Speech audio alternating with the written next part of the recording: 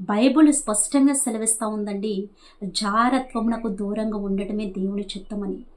మనిషి చేసే ప్రతి పాపము కూడా తన దేహమునకు బయట జరుగుచున్నది, కానీ జారత్వం చేయవాడు తన దేహమునకి హానికరంగా పాపం చేస్తూ ఉన్నాడు.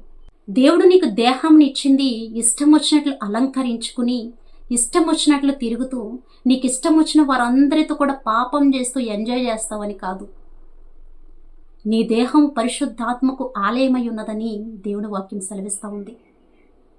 పరిశుద్ధాత్మకు ఆలయమై ఉంటుందని దేవుడు నీకు దేహాన్ని ఇస్తే నీవేం చేస్తూ ఉన్నావంటే, ఆ పరిశుద్ధాత్మకు ఆలయమై ఉన్న నీ దేహాన్ని తీసుకుని వెళ్ళి అపవిత్రాత్మకు ఆలయంగా చేస్తూ ఉన్నావు.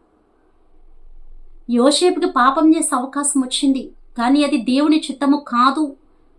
పాపమునకు దూరంగా పారిపోయి పరిశుద్ధంగా జీవించడమే దేవుని చిత్తమని యోసేపు గారు గ్రహించారు. కాబట్టి పాపం చేసే అవకాశం